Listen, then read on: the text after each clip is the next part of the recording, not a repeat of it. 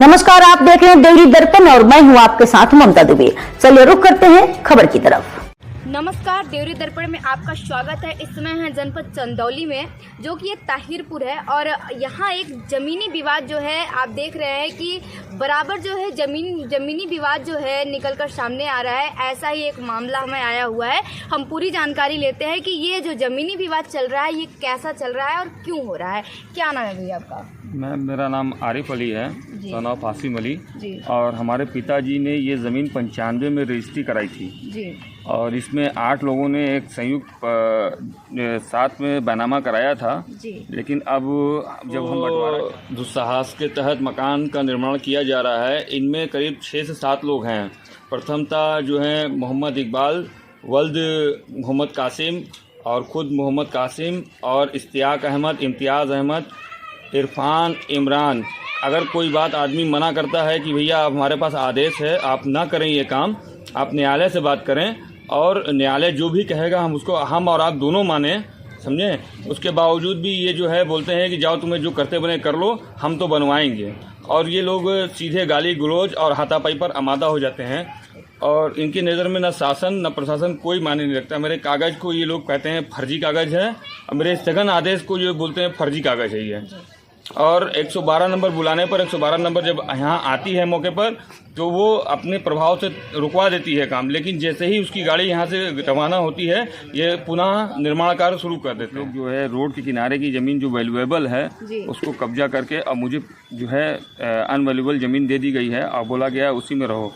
अब मैं अपनी ज़मीन में जब हिस्सा मांग रहा हूँ तो मुझसे ये कहा जा रहा है कि जो है तुम्हारा कुछ नहीं है, हमारा ये है सारा कुछ और आप जो है न्यायालय से आइए। तो मैंने इसके लिए पुलिस अधीक्षक, माननीय पुलिस अधीक्षक साहब के यहाँ और माननीय उप जिलाधिकारी के पास जाकर के इसकी अपनी प्रार्थना दी, जहाँ से मुझे स्टे ऑर्डर भी मिला जी। और शासन और प्रशासन के सहयोग के बावजूद ये इतनी दबंगी पर आमादा हैं कि किसी का कुछ नहीं मानते हैं और लगातार स्टे ऑर्डर होने, स्थगन आदेश होने के बावजूद भी एक दुस्साहस के तहत निर्माण कार्य करते चले जा रहे हैं और कोई नहीं सुन रहे। अगर कुछ बोलने मौके पर कोई कुछ बोलने आता है, प्रधान जी आए और माननीय लोग आए तो उनको भी इन्होंने अब शब्द कह के भगा दिया जी।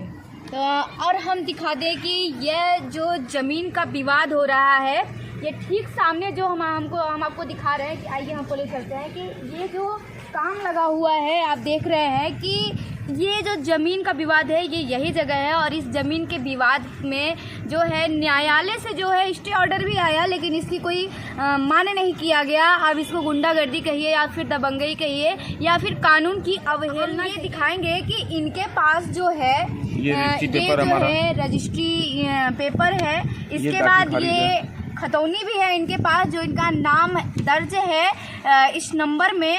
और यहाँ हम दिखाएंगे कि स्टे ऑर्डर भी है कि यहाँ पर, और उसके बाद डेट भी पड़ा हुआ है और इन्होंने जिलाधिकारी को एक एप्लीकेशन भी दिया हुआ है कि जो है लेखपाल द्वारा गलत रिपोर्ट लगा करके ये फिर भी ये मकान जो है बन रहा है। तो वो क्या मामला है जो आपने लगाया हुआ है कि लेखपाल गलत रिपोर्ट लगा दी है जिसकी वजह से काम चालू है? मैम, स्थगन आदेश हमारा 28 तारीख को हुआ था और उसके बाद लेखपाल साहब ने आके इसको रुकवा दिया था। फिर उसके बाद इन्होंने पता नहीं क्या करके उसमें लेखपाल साहब से रिपोर्ट लगवाई कि जो है स्थगन आदेश जो है वो 1/2 में है, ना कि 7 नंबर में, जबकि हमने 4 नंबर में स्टे ऑर्डर लिया हुआ है। माननीय उप जिलाधिकारी साहब ने मुझे 4 नंबर में स्थगन आदेश दिया हुआ है जी। और मैंने ये दिखाया तो लेखपाल साहब ने इस चीज़ को अनदेखा करते हुए या किसी कारणवश उन्होंने रिपोर्ट ये लगा दी कि 7 नंबर में कोई स्टे नहीं है, वो बना सकते हैं और उस पर इस चीज़ को करते हुए वो अपना काम शुरू कर दिए। और मैंने इसको मना किया। जब इसकी छानबीन हुई तो पता चला कि उन्होंने गलत तरीके से इस रिपोर्ट को लगाया, जिसके लिए मैं ये अपनी प्रार्थना पत्र माननीय जिला अधिकारी के पास लेकर गया और उनको भी बताया कि साहब देखिए ये गलत हो रहा है। तो उन्होंने मेरी रिपोर्ट पर संज्ञान लिया, मेरी प्रार्थना पत्र पर, और तत्काल प्रभाव से लेखपाल साहब को मौके पर भेजा और लेखपाल साहब आए, खुद समझाने लगे। तो जहाँ तक कि लेखपाल साहब से भी बोला गया कि हम नहीं मानते, हमारे पास बनाने का, निर्माण करने का आदेश है।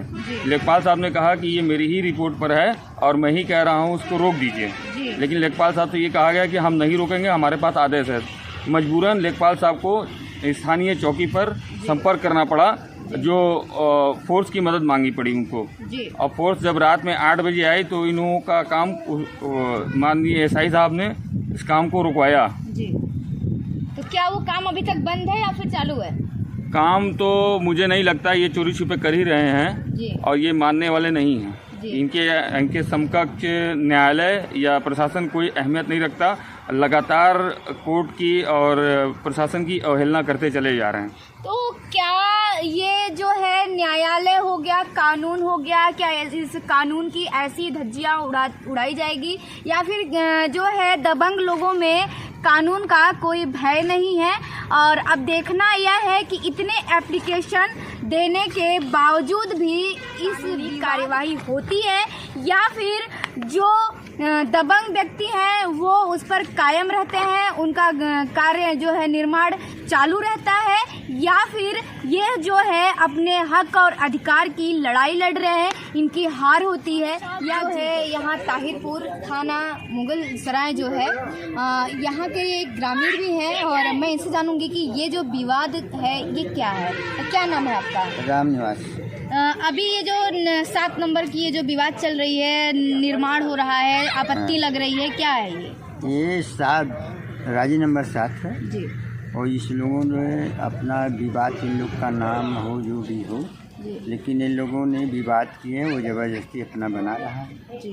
थाना के जो भी ये लोग अपना कर रहे हैं, मगर वो बनाता चला जा रहा है। कहा जाता है कि ये जो योगी सरकार है जो कि बुलडोजर बाबा के नाम से फेमस है और इस सरकार में गुंडागर्दी नहीं चलेगी, तो गुंडागर्दी नहीं चलेगी ऐसा है कि शासन में जो है उत्तर प्रदेश के मुख्यमंत्री योगी आदित्यनाथ जी हैं, जो कि कहा जाता है कि इस राज्य में जो है गुंडागर्दी का नामो निशान नहीं है। तो ये गुंडागर्दी नहीं है तो क्या है, क्या करना भाई? चाहिए? अब तो ये गुंडागर्दी न हो गया, जो कि जो कागजात को जो इंसान नहीं मानेगा वो जबरदस्ती का तो गुंडागर्दी होगा।